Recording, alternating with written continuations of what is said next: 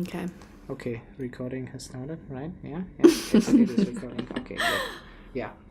You never know. It's just technology. Technology. What is that? Good old thing. Yeah. Thank God. Save the Queen. I don't know.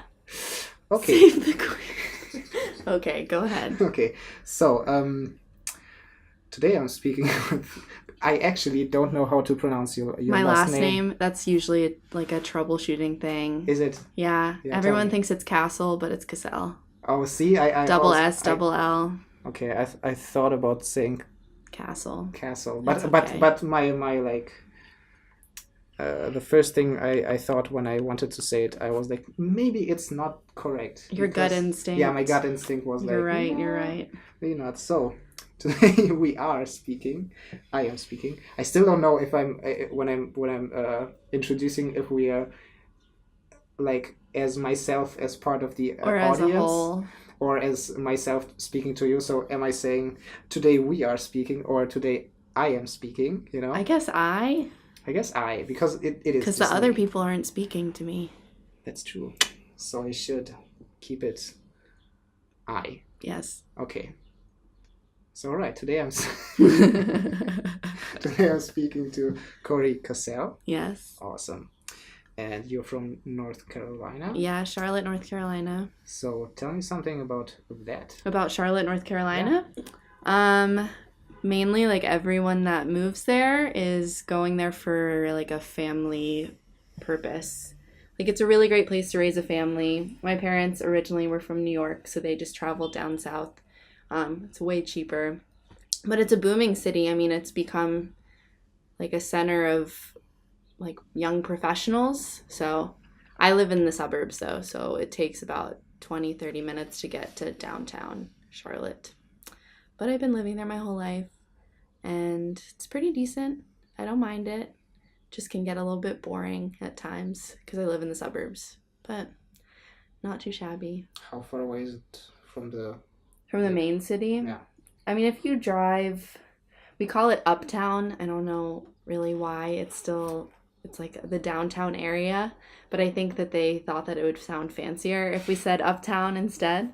But I think it's like 30 minutes tops. With the like car? To get to Center City, yeah. With the car. So do you have like buses and trains and stuff? Or we have buses. I don't remember the metro doesn't run out to the suburbs. So there's only buses that you can really travel by. That's about it. Yeah, it's not like a huge city, but it's fairly big. Yeah, but is it like, basic transportation is being used, or is it more or less a car city? More or less a car city. Okay. I mean, I don't know people that take buses. Like my friends don't take buses. We just drive. Okay. Everywhere. So everyone is like more on the car. So. Yeah, and if you live in the city, like the actual city, you don't really drive. You just walk around everywhere. But the city is not very big? Not huge. I mean, you could get from one spot to the next in like 15 minutes. Okay. But the city, like the actual center of the city, that's where all of the like big business area is. And then once you go outward, like it's still Charlotte, it's still the city, but it's more like suburbs and rural and new money. Yeah. Oh, new money. New money. So everything gets... There's like old money in the north, and then there's new money in the south of Charlotte, like where I live. And everything, basically like my parents built their home when we moved from New York, and then everything started like... Blowing up? Yeah, blowing up around them. So now it's a very expensive area, but when my parents bought the house, it was like nothing. Yeah. Because we were around farms and things. Nouveau rich people are... blowing shit up. That was my high school. New money. All the kids. All the privileged kids. And now? Now I was living in Raleigh for 4 years for undergrad. So I was studying at North Carolina State University. It's like 2.5 hours from Charlotte. So it's another not as big city as Charlotte, but still. Is it a campus city, like basically a university city? Kind of. I mean, the campus makes up a big majority of Raleigh, but then once you go to the actual city, like the downtown area, it's It's a good mix. I mean, it's still families that live there, but the majority of the people there are college students. All right. So also a very important thing to say, which we had this morning about when we had breakfast, that Charlotte is not the same as Charlottesville. No, Charlotte is like, it's still in the South, but Charlottesville is like where there's been a lot of like news of racist acts. So like in Charlottesville, there was this big statue of Robert E. Lee, I think. I'm pretty sure, I think so, yeah. Yeah, in Charlottesville, and they were making this whole big commotion about taking it down, which obviously you should. Like, that's freaking, like, perpetrating, like, racism. Like, you're just... Why would you have a statue up of this horrible man?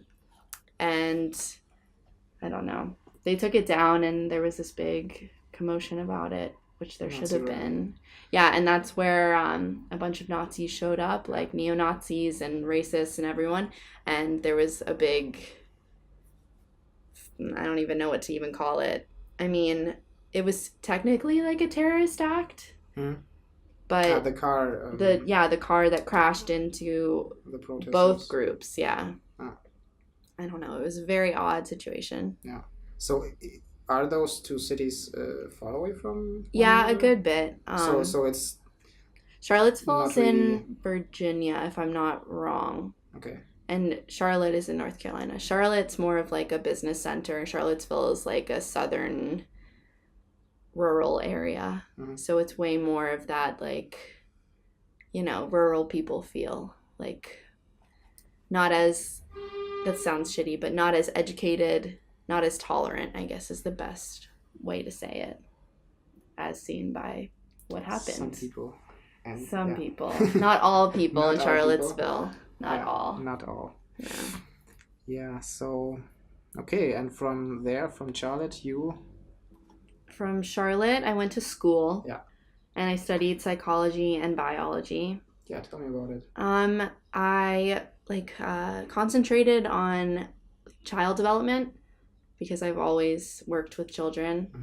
And I really had a passion for like children on the autism spectrum and like any sort of developmental disability. So I always worked with kids in that aspect.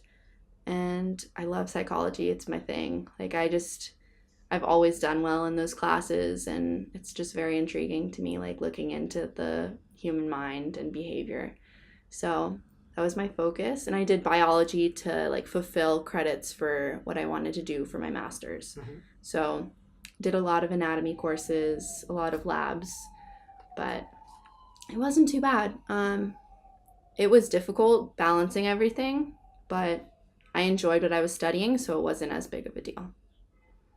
Yeah. So you are trying to go into the field of psychology. I'm going to school when I get back in Philadelphia at Temple University. I'm going for occupational therapy. So it's similar to like what kind of career path a psychology major would do.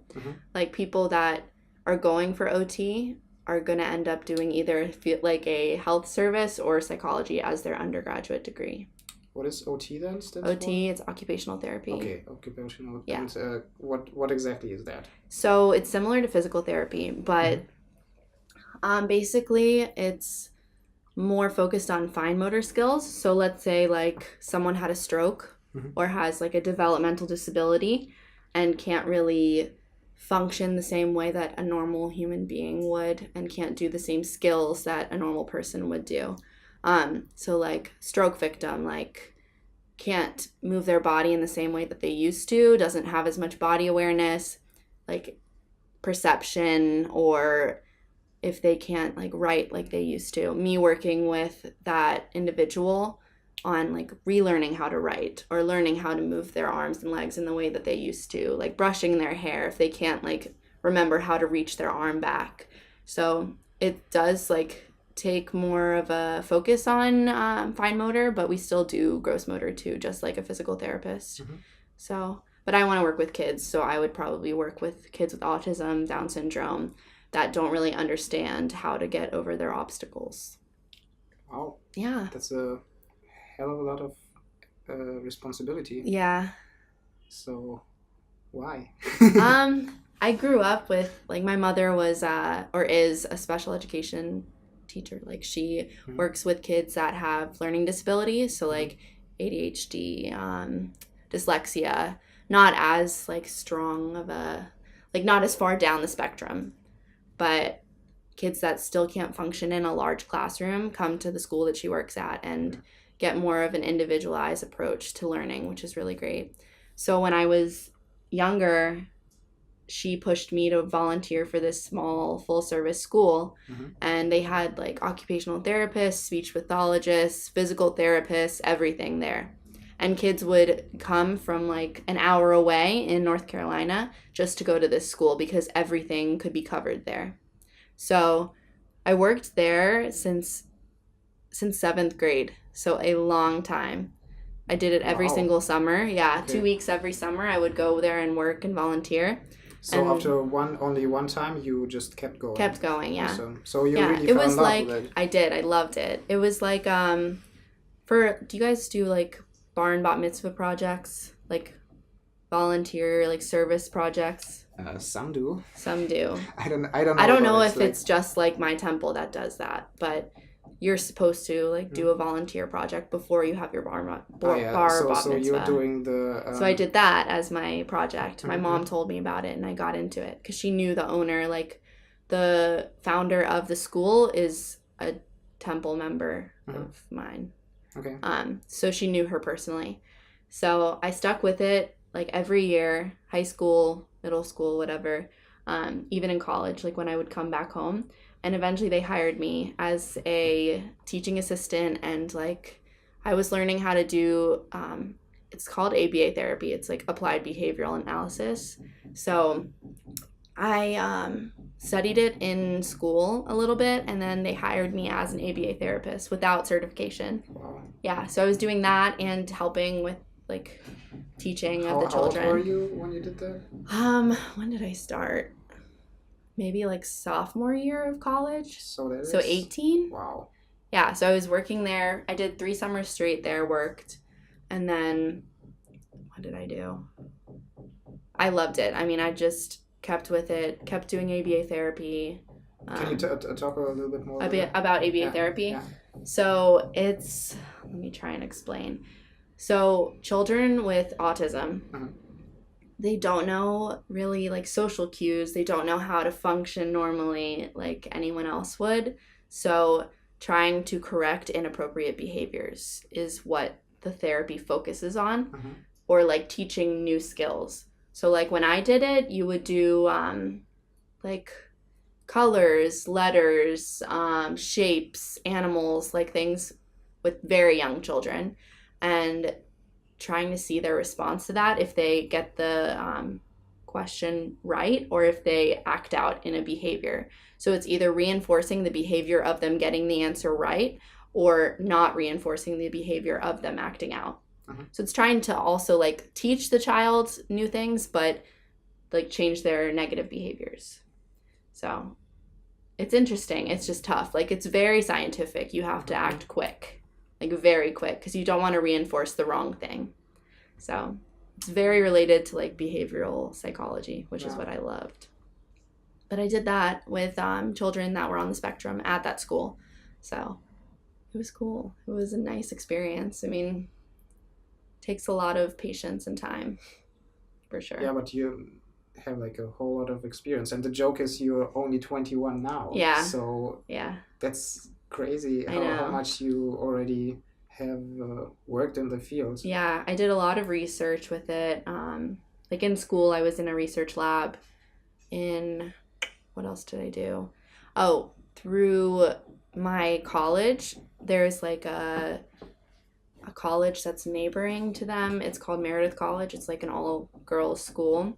And they open up this like practicum, What is that? A practicum is like a data trial or like a research trial. Because practicum is in German is internship, so I'm like, okay, so it's similar. It's like research. Yeah, okay. But obviously we don't get paid. It's like for school credit. Yeah. So I did Who that gets for one paid? day. No one gets paid one in gets college. paid. Of Yeah, course whatever. not. But I did that, and it was called the Meredith Autism Practicum, and basically we would go in and do data trials. So like it's ABA therapy, but I'm working with one patient specifically, one boy that comes in every week, like every day pretty much. But I worked with him 2 days a week, and we did just like data trials and learn new skills. So exactly what I told you, like trying to reinforce the good behaviors and teach them new skills. That's exactly what we did. Okay, so has the child been in a group of other children, and you've been? How does that work out? Do you go to like a playground and you see how he's behaving? You do a mix of everything. So there's like one-on-one where we're learning new skills and like teaching him colors, shapes, like all the things that he hasn't really developed like a knowledge of. And then we would do generalizations. So like going out and playing with other children and seeing how they interact and trying to reinforce good behaviors and bad behaviors. So, I mean, it wasn't really my favorite thing to do because it was so data driven. Like I felt like the child was just being like run like a rat on a wheel. Yeah. So it was tough. Like he came in every single day and was there from 9 o'clock until I don't even know 4 or 5, and was just constantly doing new data trials like over and over again. So it must have been exhausting also. Very much so for both of you. For me and for him, yeah.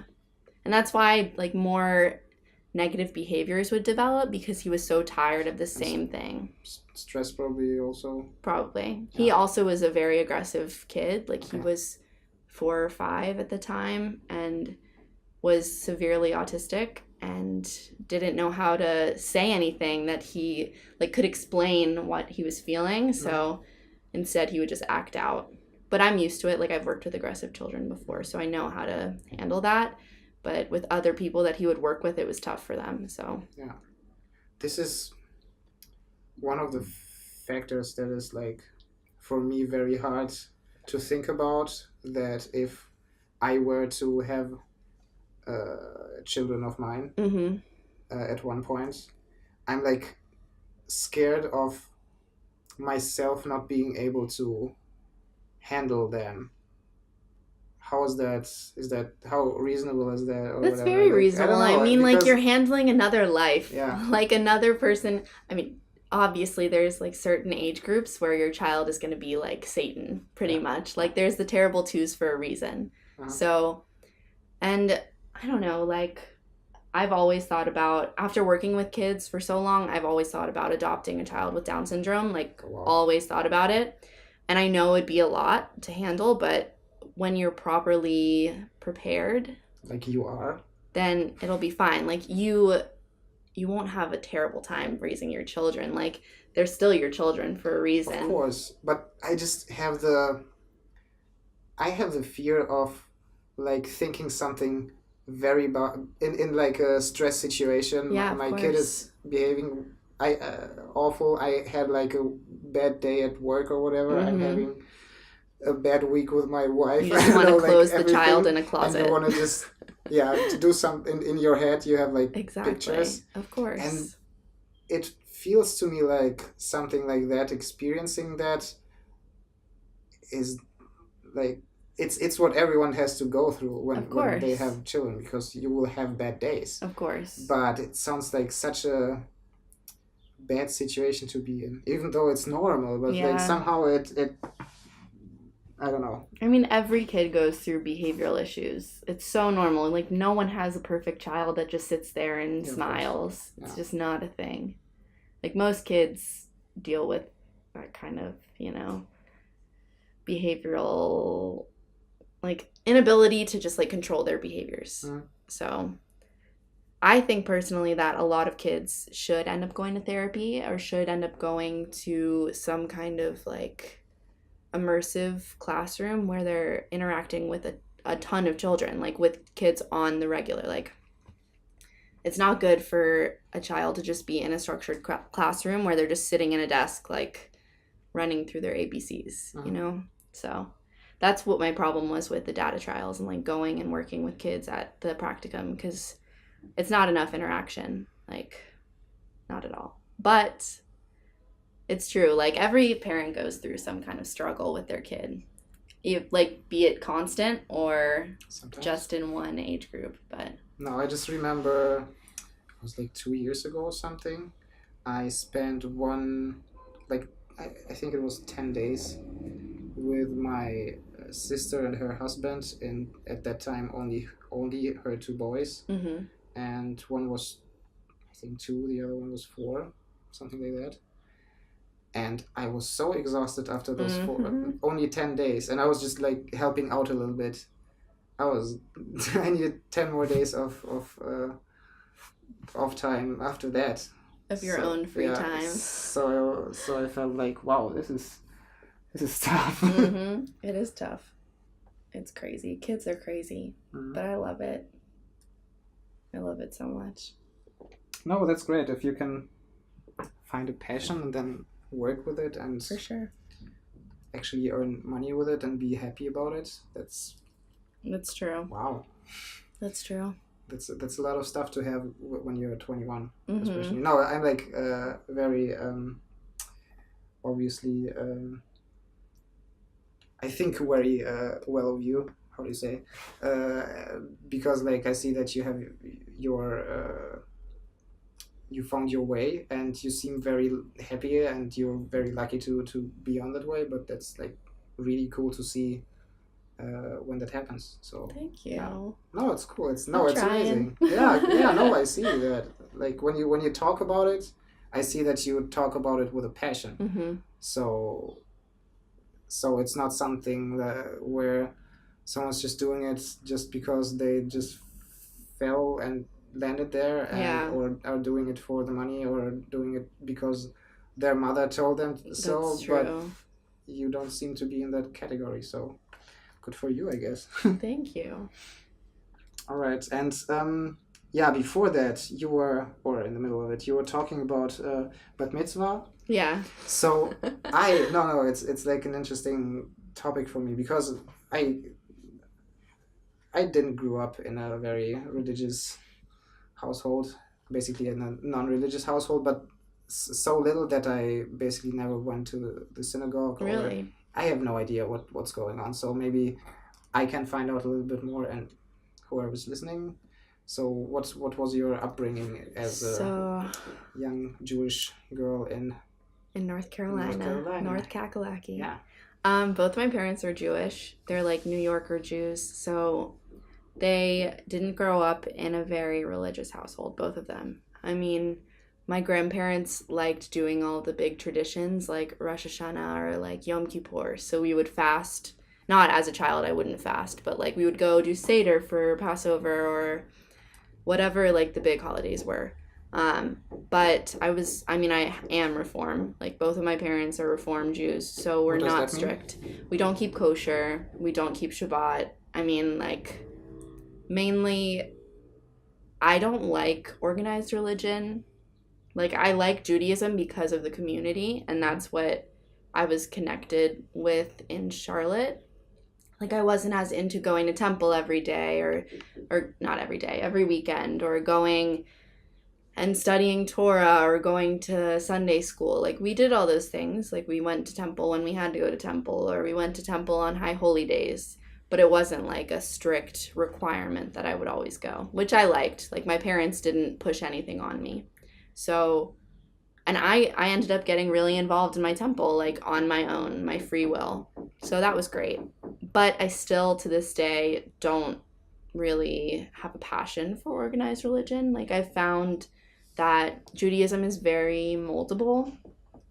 Like, you can put your own take to whatever you want in the religion. It doesn't require, like, not to, like, you know, Islam, you have to pray a lot during the day, or you can't eat certain things. Like, Judaism does have that aspect, but that's in more strict lines of the religion. Well, I think it's also in the more strict line of the Islam. Exactly. Exactly. But a lot of people that are Muslims do follow, like, more of the traditions of Islam. Could be true. Yeah. But I grew up in the South, so, like, not a lot of people were very religious or even connected to like the Jewish faith. Okay. So it was nice finding like commonalities with my friend, like my friends that were also Reform. So I don't know, like the community feel of Judaism is very welcoming and comforting. So what was that like? What did you do? How did you? Do you remember like your first contact with it? Where you like realized, because, and at one point I read that Jewish children are the ones who are the first out of the monotheistic religions to realize that they are part of this group. Yeah. So that they have like a much earlier conscious identity moment where they realize that they are part of this particular group. Let me which think. is interesting, but I don't remember how that works. I guess like I went to Sunday school every week, so I was always like learning about Judaism and learning. From which age? Yeah. You start at my neighbor is knocking. That's okay. This happens constantly. Thanks, neighbor. What's up, neighbor? Shout out to you. Shout out to the neighbor above. Okay, let me think. I feel like we started when we were like 4 or 5. So, I mean, I didn't go to a Jewish day school. I went to like a regular preschool, elementary school, whatever. First moment I noticed like my connection to Judaism was not Sunday school. There's no way. Because it was just me going and like getting some time for my parents to just chill out. Yeah. Like they drop me off and they get 2 hours to themselves. Did you realize that you were like, I doubt it. Mommy and daddy need some time. Mommy and daddy need a break.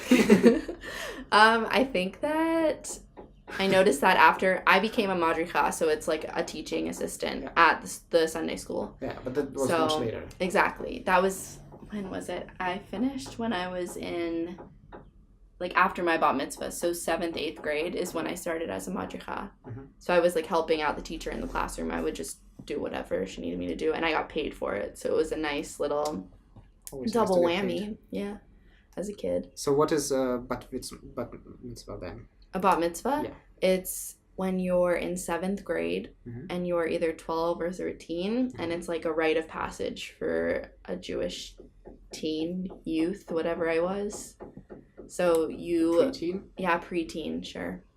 You study Torah. You study Torah, and you have to like chant a specific portion of the Torah. So like based on when you're chanting, like when your bat mitzvah is, you get a specific portion. Mm-hmm. So like I don't even remember when mine was, June maybe. So I had a specific portion for my bat mitzvah. You chant and then you say blessings. It's pretty like, I don't know, like flexible. So you could do whatever blessings you want. You could read Torah in English if you can't really get to the chanting. Mm-hmm. But I studied for a while, so I was pretty good at chanting Torah. And eventually I became like a Torah tutor, so I knew my shit. Nice. Yeah, but it's like a rite of passage. Everyone at my temple kind of did it. Yeah, but there's bat mitzvah and bar mitzvah. So what's the difference there? Bat is a boy. I mean, oh my god. Bat is for girl and bar is for boy. Okay. Yeah. So that's the difference, basically. In my temple, everyone did the same thing, but if you went to like a conservative temple, which we had next door in the same like vicinity of the Jewish community center, girls didn't read from the Torah. Hmm. And guys did. So girls didn't have as intensive of a bar mitzvah, but boys had more to do. Okay. So Reform Judaism is more free flowing. Okay. It's more welcoming. I mean, my rabbi was a woman. Okay. Her father started the Reform movement, so oh wow. Yeah, she's incredible. She's amazing, but she doesn't work there anymore. She ended up like leaving the temple to do work within the community. Okay. Yeah. I mean, my temple married like LGBT people, like once it was legal, obviously, but my rabbi was so cool, so welcoming of others. We were very into like the interfaith community, so our synagogue was pretty nice. Cool. Yeah, to find that in the South is pretty rare. Yeah. Mm-hmm. So was it a big community?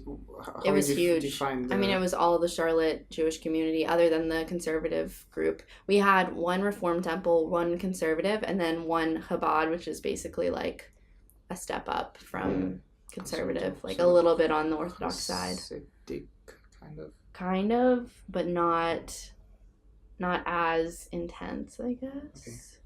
Like more modern Orthodoxy. Okay. I guess. So many words that so many words. So many people won't understand. Nope. It's okay. Yeah, it's okay. I don't understand a lot. Judaism is complicated. It's very complicated. Yeah. But that's what makes it. I like after the experience here, I obviously will try to, not obviously, but I saw so many people being very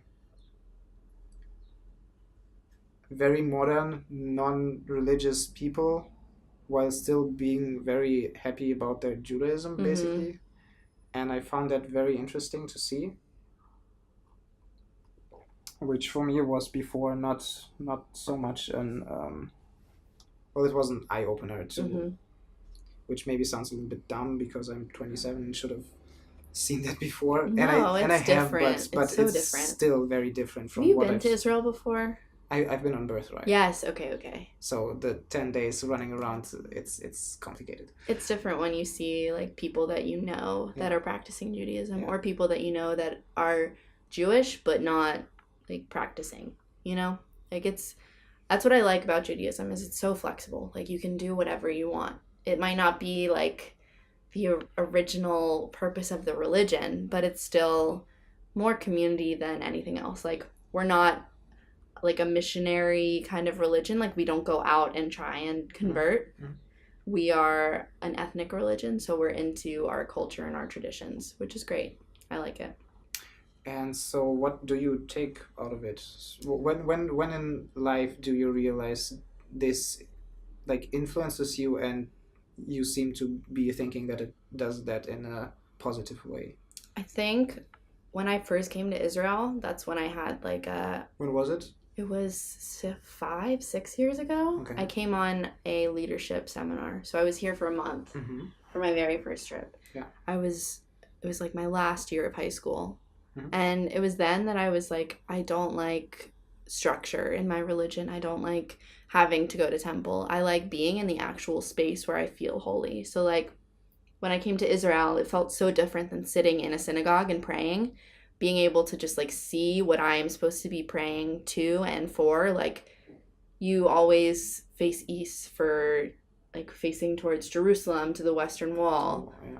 So yeah, turn east. Yes, I think it's not west. From America? From the U.S. Yes, east. From India, west. From India, west.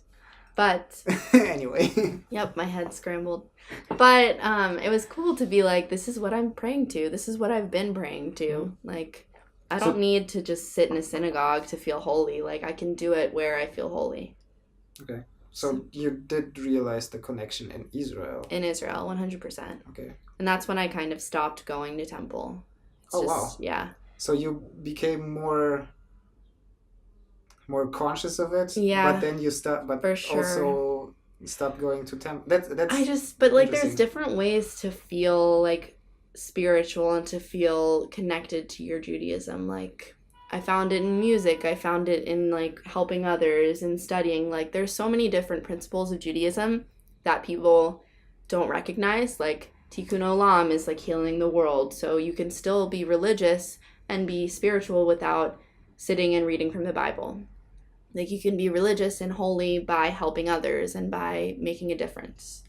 So that's what I like, and that's what I picked out from Judaism that I found was more important than sitting and reading Torah every day, all day. Yeah. Can you explain a little bit of Tikkun Olam? Yeah. That's a thing that I only I probably heard about it before, but only here I was like consciously, okay, that's a thing in Judaism. It's a principle of Judaism. It's really, really big in Kabbalah, which is like a spiritual form of Judaism. It's similar to Buddhism. So it's... But Kabbalah is not the Torah. Kabbalah is not the Torah. Yeah. No, it's completely separate. It has like ideologies and like principles of Judaism within it. So it's technically its own religion, but it goes hand in hand with Judaism. But Tikkun Olam is like a principle of Judaism. It's not like biblical text, it's written in a different book. So, but how is it? It's like an idea of the Jewish faith. Okay. So it's taken context of the ideas of the Torah and the ideas of the Jewish people, and it's just like something you should strive to be. Okay. So Judaism is really big about helping others and about charity work. Like, that's like one of the main focuses of Judaism is like giving to others. Like tzedakah, if you've ever heard that word in Hebrew, it's like charity money. I'm shaking my head. Nobody sees it, but I'm shaking my head. It's like every time you go to temple or every time you go to Sunday school or wherever, you're supposed to give like some money. You don't have to give that much, like a couple quarters or whatever, or a couple shekels or whatever, just euros, whatever. Give a little bit of money, and then eventually it builds up to be a lot because most people are giving money, and then you give it to a charity. So the religion's always about helping others. We don't really exclude others or push people out that need help, which I appreciate. So, but that's what Tikkun Olam is about: healing the world, helping others, making sure that we don't kill the planet. So, like, we would do mitzvah day where we go out and like plant trees or help the homeless or feed the homeless, whatever. Baby dogs on the street that don't have a mother. Sad. Things like that. I don't know. Whatever they want. Yeah. Yeah. Whatever feels right in your heart. Exactly. Okay. Yeah, but that's a very interesting principle. But it's also hard to grasp, I feel like, because healing the world means something different for everyone else. Exactly. So you might think you are healing the world, but you might go down like very bad paths.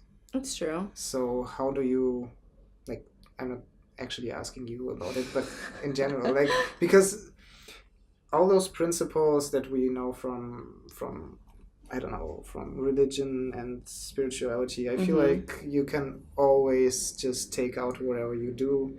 And obviously, I feel like, I don't know, if you talk the way about how you talk about Judaism, it feels like you are talking about very positive, progressive type of Judaism that is very 21st century and very this and that. Of course. But then how do you conceptualize, is that the right word, all the bad stuff that are obviously like the radical Jews and like not radical, but like not even, I'm not talking religious. About the Jews in on themselves, but just what is written in the Torah, because in the Torah there are parts in certain books that are like very horrible about slavery and about stoning people who do this and that, which is thank God not legal anymore. Not legal. It's not kosher. I mean, obviously in every religion there's like, what's the word for it? Extremist people like that still follow biblical texts that state like we shouldn't accept those that are homosexuals or what's different from us. Like, we shouldn't accept gypsies. We shouldn't accept these people, like everyone that's different. And it's like biblical text. Like, we shouldn't be reading that and taking it in as like an actuality of the world. Like, we shouldn't be saying, oh, if this person is different from me, then I should smite them down with God's power. Like, no. But it is in the text, though. It is completely in the text. But so how does it work for you specifically? New interpretations. Yeah. I mean, like, there's so much outdated shit out there, especially in the Bible, that's so outdated. Like, it's so outdated. It should be modernized. Like, there's interpretations, like people write books about how to interpret the Torah and how to modernize like values of Judaism and values of any religion. Like, it's so important to update with the times, obviously. So it's tough to like see that based, like, the roots of our religion can be violent, hateful and violent, but it's about changing that, I guess. And like, yes, there's principles that are really great, but some of those principles, like helping others, can be like short satisfaction, I guess, like not, or no, immediate gratification. That's what I'm looking for. So like, you feed someone that's homeless, what's that going to do for them other than keep them like not hungry for a short amount of time? 3 hours. Exactly. So it's about like doing things that are long lasting, I guess, that show like the modern feel of the religion, I guess. Like trying to change it. I mean, it's tough when there's people that are different sects of the religion. Like people that are Orthodox that are still making their wives cover their hair and wear wigs and dress completely covered, and like girls can't stand next to a man or even like touch a man or hug a man, and a man can't hug his daughter, or not his daughter, his like niece, sister, or whatever. Like, it's very outdated. It's very sad, but it's like that in a lot of religions. But their thing is that they say just it's in the Torah what you want. Exactly. So I feel like I'm saying this all the time, but I feel like what you call extremists, I feel like they're just the ones who are like more truthful to the religion in a way. So if they say that's just what's in the book, what do you want? I feel like that's because it's hard for me still to understand how people are saying that they are Jews, Christians, Muslims, you know, and are basically not following most of the texts, but are still in this, feel themselves in the spirit of this religion. And yeah, I've had a lot of different talks with different people, but it's still very interesting to hear that. It's like saying, like, if I wrote a book saying that everyone should drink poison and do this and that, and they followed me and just died. I don't know if that's comparable. I don't quite understand. All right, so I'm relating this to a cult. Okay. Like, it's like following strict to the text. Like, if I said all these crazy things in a book, and it was a big thing, like everyone started listening to the things that I said. So you make a Harry Potter religion or whatever. I make this crazy religion that everyone is accepted, but you have to banish this person, and you have to make sure that you don't eat this, and you have to cleanse your body of toxins and blah, blah, blah. And in the end, everyone has to just live on this compound together. Like, religion can be looked at as, like, cultish, you know? Yeah, and I know. 100%. Like, I mean, originally, like, religion was created to give reasoning to things that were happening that people didn't understand. Yeah. So if you look at it, like, directly from the text, you're going to come out with some weird thoughts and some weird ideas. And that's just how it is. I mean, the book was written so long ago. Like, the Torah, the Old Testament, New Testament even. Like, everything was written so long ago. Like, what do you expect from people that were so outdated and didn't live in this new world of technology and of new thoughts and new ideas?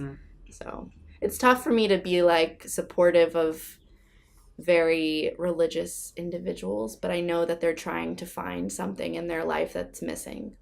So I don't know. Yeah. Now it's crazy because we've been to this rabbi in the Hasidic. Did you go have dinner with him? How was that? Yeah, that was interesting because they were like such smart, intelligent, very like quick on their thoughts. Like, they were just amazing people in general, like really, because they were like very welcoming to us. They like we only like a few days before called them up and said, hey, can we come down? And it was just before Purim, or what was it? I don't remember anymore. Maybe. And so they were in the middle of like preparations for the next week's holidays, and they still were like, no, we want to do this. And the wife, she told us that, and I was very like, it really felt like a meaningful thing to them, and they were very open to talk about everything, just like we talked about the religious aspects of how they live and why they do things and stuff. So we had like basically a similar talk, but but sometimes then they are saying just stuff that I just don't understand how you can work that way in the 21st century. But it works for them. You see them working shit out, and you see them functioning in a way that is in some ways more functioning than ours, because we don't have those restrictions. We are like open to do whatever. So people are like, when we are looking like for love or whatever, for a partner, we have a lot of stress doing that. Yeah, true. Right? So it's like, it's very easy for them to they find someone. They just go to the rabbi, and he like mixes them up, and they have a system that seems to work in a way. Like I don't know enough about it actually to like clearly talk about it, but somehow, I mean, there's a lot of them, and they are not stopping. Yeah. So something they are doing right.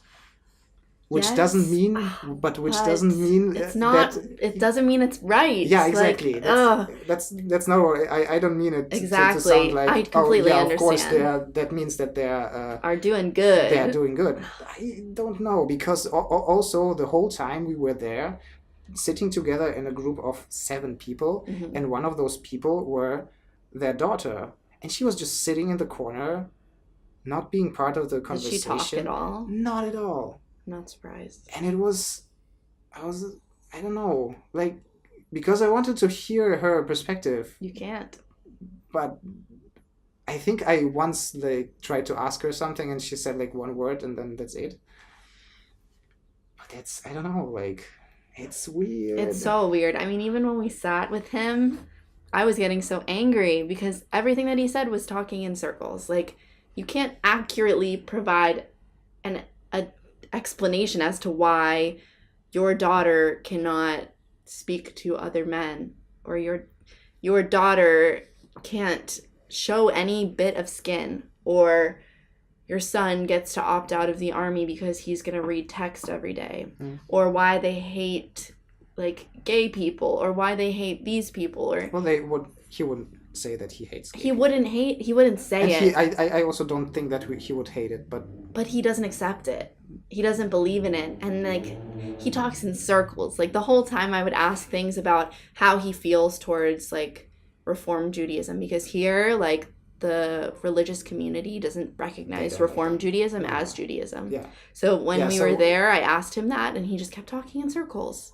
And he said, "Oh, Judaism is a very inclusive community, but we don't invite those who aren't religious, you know, or aren't straight, or aren't, you know, like extremely into the faith." And it's tough. It's tough to just sit there and be like, yeah, sure.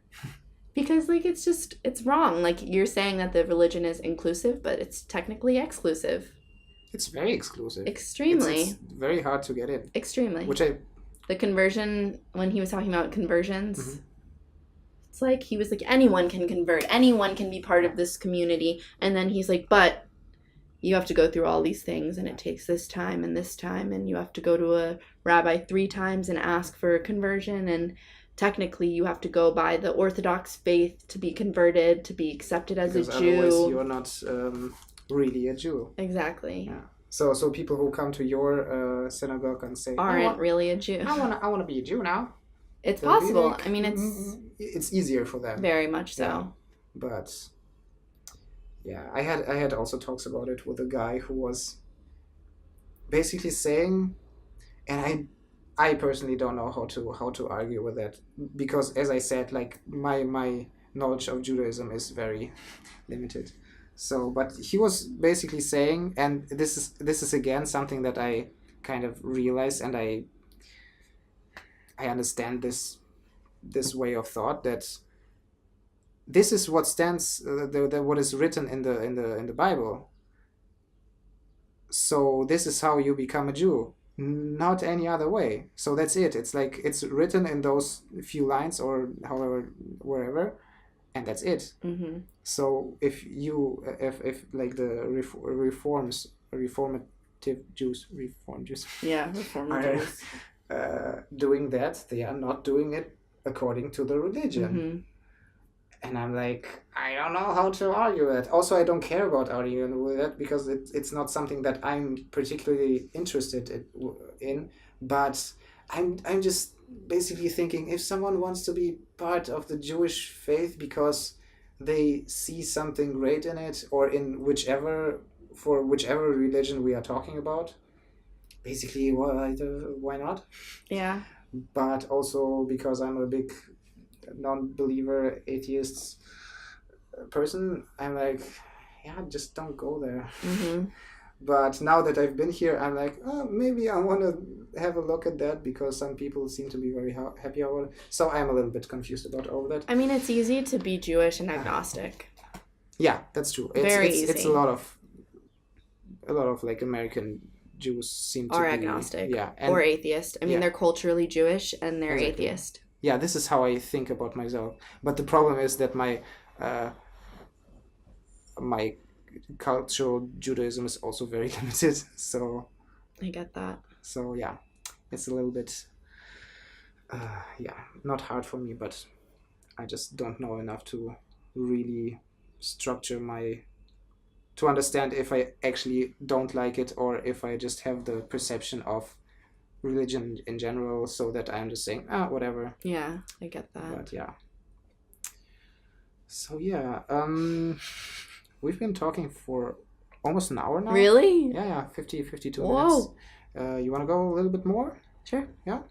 Because then we can talk a little bit maybe about the program that we've been on. Yeah, for sure. And yeah, just tell me how you got into that, because you've been obviously more involved in your community. And did you come to here through the community, which means did you get here? I graduated a semester early, so like 6 months early I finished everything. Okay. And I was thinking, like, what do I want to do? I don't really want to sit around and work before I get my master's.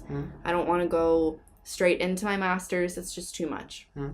So I was thinking about it, and I knew I wanted to come to Israel, and I knew that I wanted to be here for more than just like a quick trip. Yeah.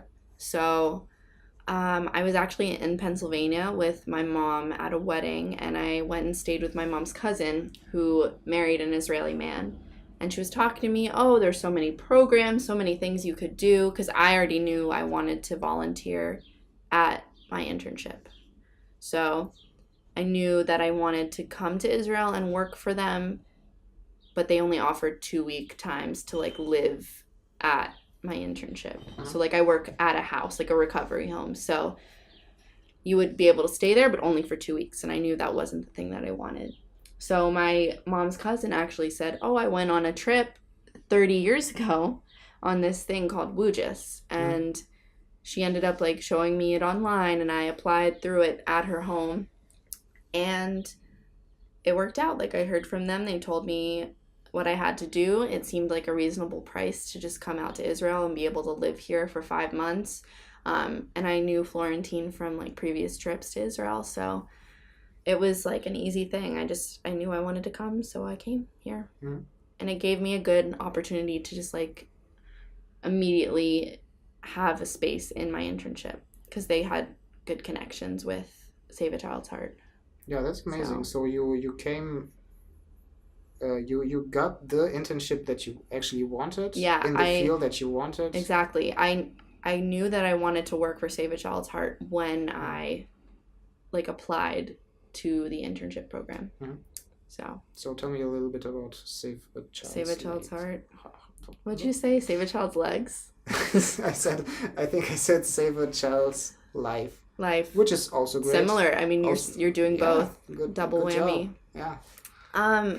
So I came here 5 years ago, 6 years ago, I don't even know, on my first trip to Israel, and we visited the Save a Child's Heart home.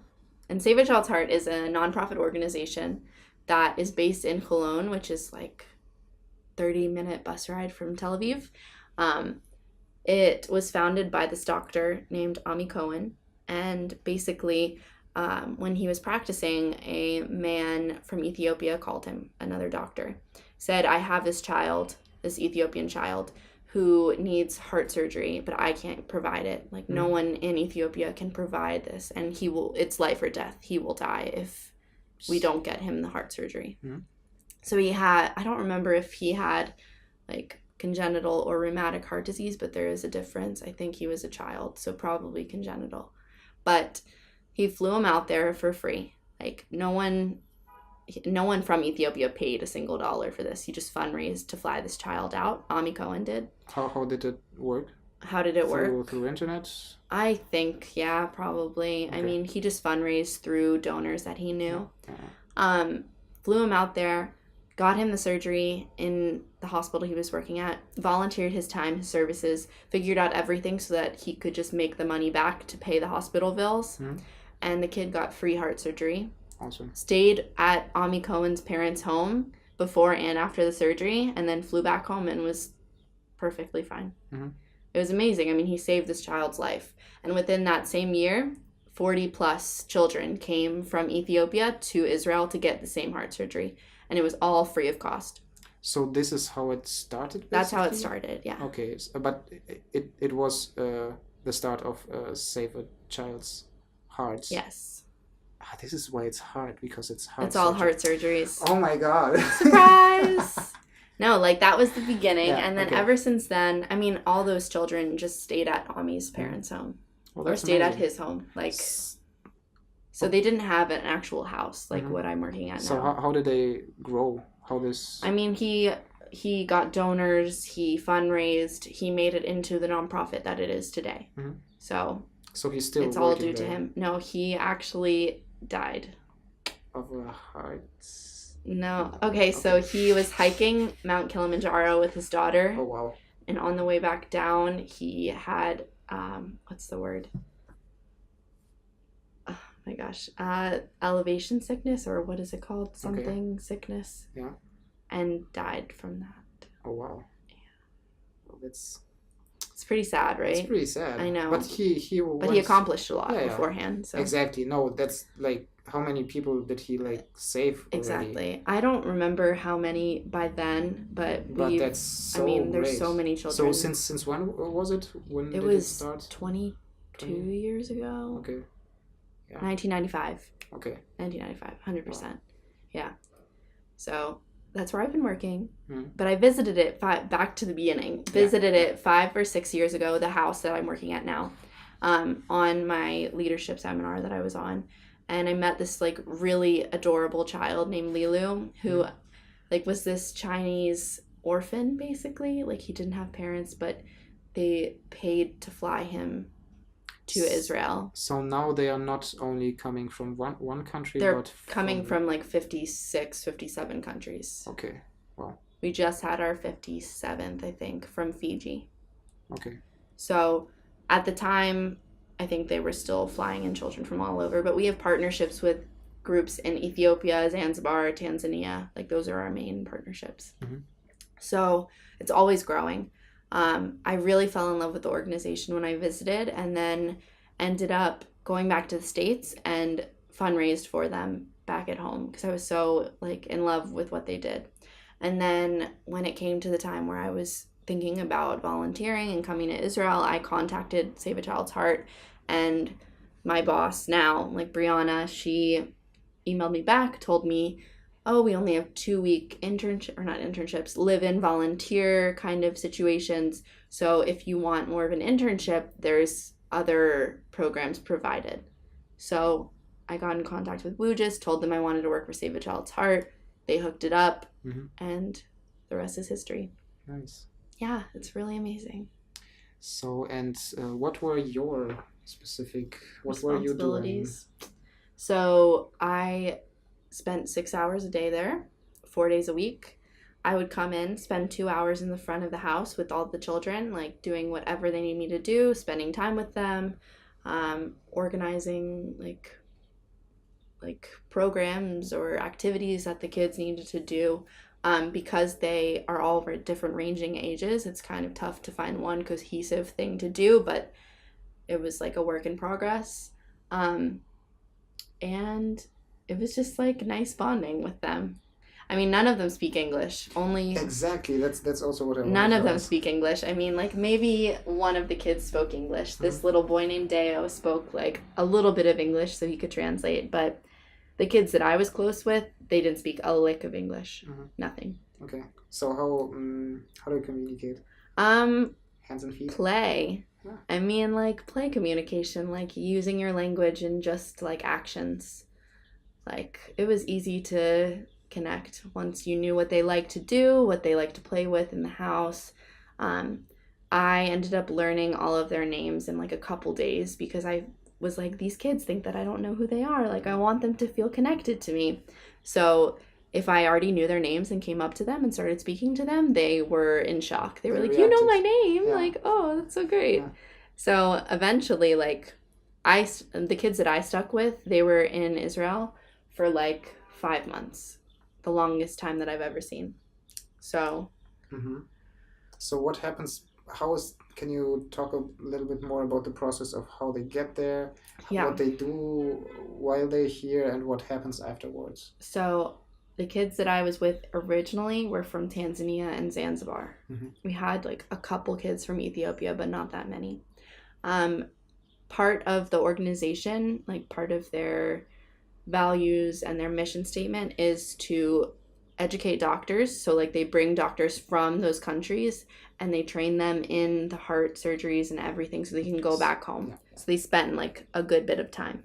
They also do medical missions. So the doctors and nurses and other individuals from the organization will go to the countries that they need to. Like mainly they did missions in Ethiopia and Zanzibar. They would go there, do screenings and test the children, see who can come and get the surgery. And then they fundraise and they fly them out. So like they'll do a mission and then the kids will come in 2 weeks. So the kids that I was with, the kids from Zanzibar, were all for medical missions. So they do that, figure out all of the planning, flights, arrangements, and then they fly them to Israel. They get screened for different, like bacterias or whatever they have if they need to get tested for TB or any other kind of disease. And then come live in the house. Some of the kids come with mothers, some don't, depending on their ages. And then the kids that don't have a mother, they spend more time with the nurse that like escorts them. So a lot of them are also orphans? No, but they don't have mothers that are coming with them. Like they're older. So usually the only kids that are coming with mothers are like 6 and under. Okay, so what's the average? Average age? Yeah. It ranges. I mean, it can be from infancy to 18. We had one girl that was 20. Okay. So, but that's the oldest I've seen. So you just hang out? Yeah, so we just hang out. Usually they speak a little bit better English if they're older. Yeah, of course. But they'll come to the house, wait for their surgery. Once they have their surgery, they recover in the home. Okay, so they didn't spend more time there than they basically need to? Yes and no. Okay. We had a group that was a lot of children that didn't have mothers with them, so they couldn't fly back home until the other kids who didn't have mothers with them could fly back too. So all together? So you either fly back with your mother or with a group of mothers or with the nurse. So the kids that I was spending a lot of time with couldn't fly back until their nurse was ready to go and there was the last operation. So they were there for 5 months. one of my kids is actually still there, and he was there from the beginning when I started 5 months ago. Oh, wow. Okay. He just got his surgery. It's crazy, but it depends. I mean, the average amount of time that they'll spend there is like 2 months, if even that. So do they also what do they do there? Do they get like educated? Do they It's go to non-structured school or something? education. Okay. So like, what talents are does the organization try to like find out what their talents are and what is fun for them? Or yes, I have to do a profile on the child like right when they get there, so I find out the things that they like to do at home, what they like to play with, just anything, like little bits of information about the kid and about their home life and everything. So we do get a little bit of the bits and pieces of their story. and how does that work? Because like you said, they don't speak English. The nurses speak English, so they translate for me.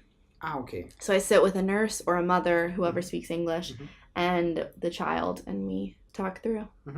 We have just like a child life specialist wrote up a questionnaire, and that's what I base everything off of. Okay, so you have like a sheet of information where you go through all the questions, all the information. Cool. Yeah. And then what activities do you do together? Some of the kids that are older like to do like more learning activities. So mathematics, reading, learning basic English. I always like learning some of their language, and then like me teaching them some of mine. Like, did you learn some? I did learn some Swahili. Okay. Amharic is really hard. It's the language of Ethiopia. Amharic. Oh, I haven't heard. It's really difficult. Okay. Yeah, but I did learn how to count in Swahili, like kind of. Okay. Rough, but I did. Roughly, yeah. And then some of the kids like learned a little bit of Hebrew because we had Israeli like Hebrew speakers, obviously. And then I taught them some of my words and other stuff in English. But it's cool. Yeah, that's Tikkun Olam, right? Yeah, for sure. That's like the most Tikkun Olam thing. Saving lives. That you can basically do. Yeah, it's cool. It was a good experience. Yeah. And how was your relationship with your colleagues? How did you structure yourself, and how did you like got into the job, and was it confusing? Did you have like a lot of hurdles that you had to like jump over, or? I became close with a lot of people that volunteered there, and the other girl that was an intern. There was one other intern. Okay. And I figured out that whoever really volunteers and works for the organization, they have similar values. Like, they want to help children, so we always got along. Obviously. They want to be there. Like, I mean, it's a breath of fresh air to see people who are actually being at their jobs because they want to do good. Yeah, that's always a great time when you realize people want to work where they want to work. Makes it much easier. Yeah. It was good relating. And it was, I mean, I never had a problem with anyone that I worked with. They were all just like great human beings. Awesome. Yeah, it was good. So did you also have, what professions did you come close to? Did you talk to doctors, to the... I talked to the nurses a lot. Some of the doctors. I had a lot of time with the people that worked for the organization. So I got like a better view of nonprofits, which was cool. I always wondered about it. Okay. But it was an interesting experience. I mean, I didn't get to like spend a lot of time at the hospital. I did like go visit some of the kids, but the majority of the time I spent there was just like sitting with them and seeing how they were recovering. So do you have like a moment where you want to talk about, where you had like maybe an interesting interaction or were surprised about with the kids or something? A good experience. Yeah. When I was working there, my mom came to visit me in Israel. Awesome. And she ended up coming to Satch and was like, Satch, Save a Child's Heart. And she spent time with the kids that I was like so in love with. Like, they were the best children I've ever met, and met all my favorite kids. Yeah. And after she left, I remember coming in one day, and one of the kids that I was really close with, Saeed, he came up to me and said, "Say hi to Mama Cory." And I said, "You want to say hi?" And so we called my mom, and he talked to her and said, "Hi, Mama Cory," blah, blah, blah, like just saying all these really cute things. And just the fact that he remembered that, it was just so special. It's like amazing. It was so great.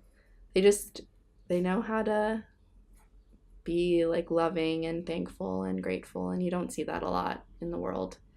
People that are genuinely thankful for like someone helping them. So they do realize what's happening with Absolutely. them. How like I mean, there's how some much kids, do they understand what is happening there, and how they obviously, like the younger kids don't really recognize like what's going on, but I was with a lot of kids that were like 10 to 14, and they know how sick they are, and they know what they can and can't do, and afterwards they're just so grateful. Like I got to see a couple of my favorite kids that were 14 leave, and they were like crying as they left. And I was like, you would think that they would be so excited to go home, but like they really cherished the space that they were in and the people that they were with. And like you don't forget those kind of relationships and those kind of, experiences, no matter how old you are. Yeah. Wow, that's some heavy stuff. Yeah. Yeah. So how many children did you work with? Oh my God. Do you like So roughly? many. I mean, we had 4 groups that went through the house, I think. So It was maybe over 30, 40 kids that I met. Probably more, honestly. Maybe like 45. Wow. Yeah. I can tell you all their names. Yeah. If you show me pictures, I'm like, I know you. That's Said. Yeah. My favorite one. My favorite kid. Oh, Don't I love tell him. the other ones. I love him. That's cool. Mm-hmm. And are you trying to do something like that in your future? Is this how did the time here change or make you more focused on what you're going to do? I used to only have a focus and an idea of occupational therapy that I wanted to look into, like working with kids on the spectrum or working with like mental health patients. And then this kind of opened up like global health to me, like the realization that there's so many different countries and like individuals who aren't getting the healthcare that they should. And the recovery that they should. So I really think that there's a lack of care in certain countries, and that needs to be addressed. I mean, 100% needs to be addressed. So I hope like in the future, maybe I'll go on a medical mission. Maybe I'll go to a different country and like work with individuals like that need me. So that'll be the end goal, I guess. Something that I take from working with Save a Child's Heart. To try to really go where the problem lies. Exactly. Okay. Yeah. A lot of responsibility. Yeah. Just a bit. Yeah, just a bit, just a little bit. Saving one child's life at a time. One at a time. Yeah, one heart. Yeah, okay, so, let's just, the last point about, we are in Tel Aviv, here, the craziest, coolest city in the Middle East, how some people think, or is it? Or is it? Or is it? Let's talk a little bit about Tel Aviv. Let me think. Tel Aviv. Yeah. Fast-paced. No breaks. I mean, people even like will party one night till 6 a.m. and go to work at 8. It's crazy to me. And I feel like, I don't know, I miss green. I miss the freaking mountains and beautiful scenery. So I'm not like naturally a city girl. I like having a little bit of like wildlife, I guess. Seeing more natural stuff. So yes, I love Tel Aviv. Yes, I've loved living here, especially living in Florentine, and it's great to have the beach so close, but I prefer some scenery, some nice scenery other than buildings. Sure. But Israel is a small country. Very small. I could definitely go up to the mountains easily. In an hour you could be somewhere where easily. it's a lot of beautiful nature. That's true. Yeah. But yes, it's been nice. It's been nice. It's been entertaining. Yeah. Well, it definitely, hopefully, has been entertaining. Mm-hmm. And yeah, I think that's enough for today, right? Yeah. Yeah, cool. Thank you very much. That was a great conversation, I think. Thank you. I had a lot of fun. Me too. Yeah, it was great. So hopefully we are not saying goodbye today. Of course not. Because actually, yeah. Okay, we don't want to go down the... But anyway. Okay, this is confusing. Thank you very much. And yeah, bye. Bye.